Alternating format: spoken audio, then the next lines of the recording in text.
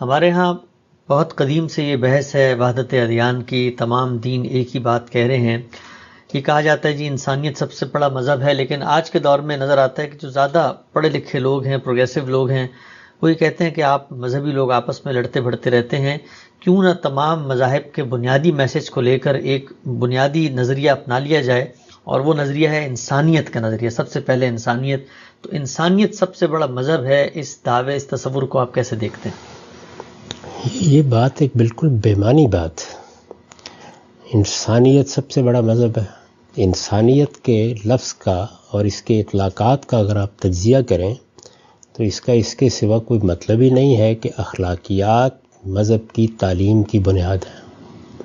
اس لیے کہ جن چیزوں کو آپ انسانیت کہتے ہیں انہی کو اخلاقیات سے تعبیر کیا جاتا ہے. آپ یہ کہتے ہیں نا، یہ انسانیت کے خلاف ہے کہ کوئی کسی پر ظلم کرے، یہ انسانیت کے خلاف ہے کہ کوئی کسی کا حق تلف کرے، یہ انسانیت کے خلاف ہے کہ کوئی کسی کو دھوکہ دے. تو یہ سب باتیں کیا ہیں؟ وہ باتیں ہیں کہ جن کو انسان کا حادثہ اخلاقی اپنے وجود میں محسوس کرتا ہے. تو ہر مذہب کی تعلیمات میں بہت بڑا حصہ اخلاقیات کا ہے.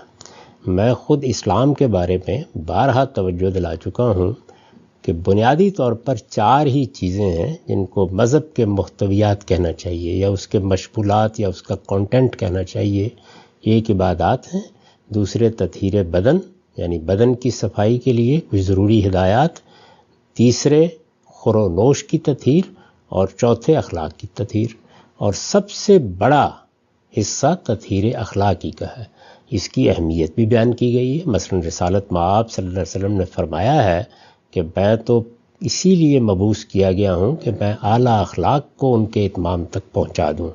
تو پہلی بات تو یہ ہے کہ انسانیت کا لفظ جب بولا جاتا ہے تو اس کے سوا کوئی معنی نہیں ہے کہ انسان کے ہاں جو اخلاقی اقدار عالمگیر صداقت کی حیثیت رکھتی ہیں ان کو سب لوگ اختیار کریں.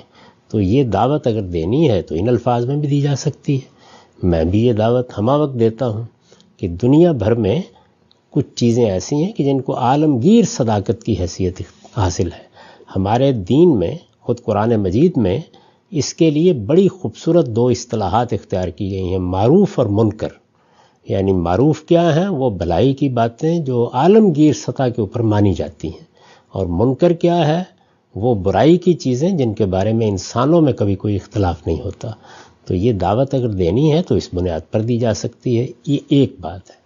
دوسری چیز یہ ہے کہ جس وقت آپ یہ کہیں گے کہ انسانیت ایک ایسا مذہب ہے جس پہ اتفاق ہو سکتا ہے، تو ذرا اتفاق کرا کے دکھائیے گا. ہوگا یہ کہ مذاہب کی فہرست میں ایک اور مذہب کا اضافہ ہو جائے گا. کتنے ازم ہیں جو پیدا ہوئے، تو انہوں نے پیدا ہونے کے بعد کیا باقی نظریات کا خاتمہ کر دیا؟ یہ انسانی فطرت کے ناقص مطالعے پر مبنی ہے.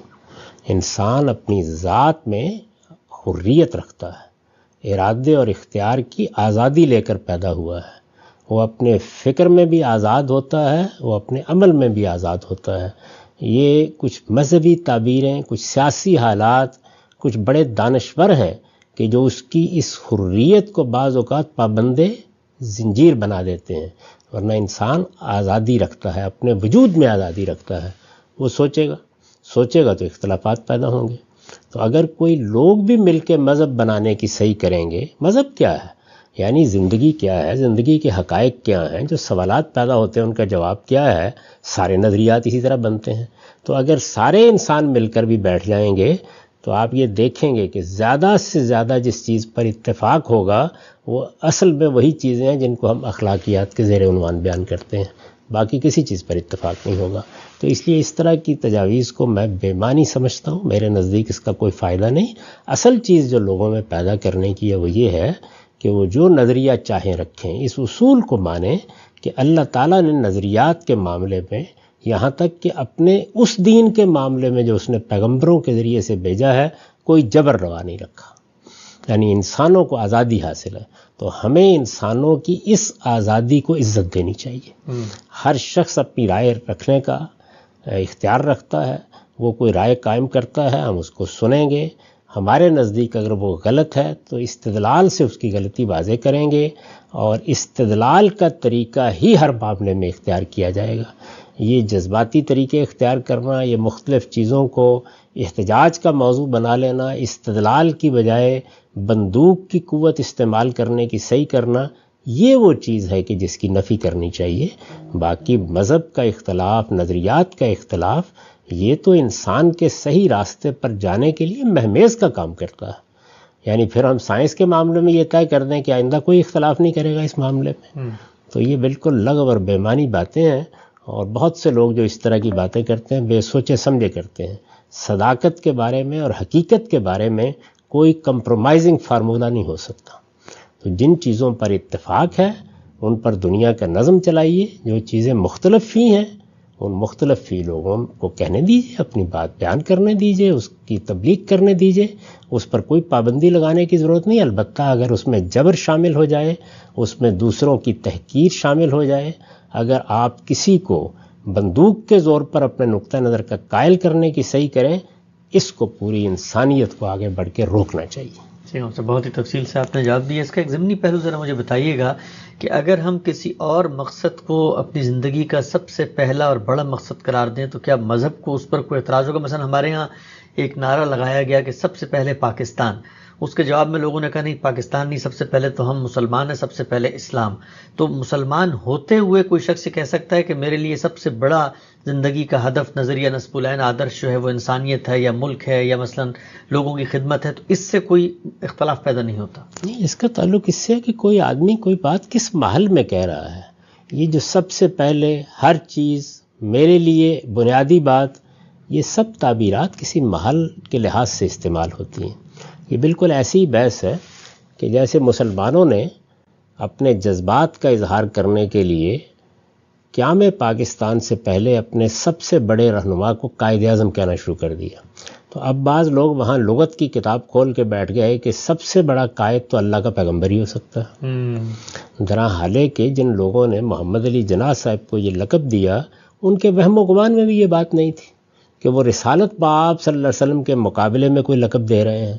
وہ اصل میں سیاست کے میدان میں یا جو ان کے ہاں بڑے لیڈر تھے ان میں اپنے لیڈر کا امتیاز بیان کر رہے تھے۔ میں اس وقت یہ بحث نہیں کر رہا کہ یہ اچھا ہے یا نہیں ہے، میں یہ گزارش کر رہا ہوں کہ ہر چیز اپنے موقع اور محل میں ہوتی ہے۔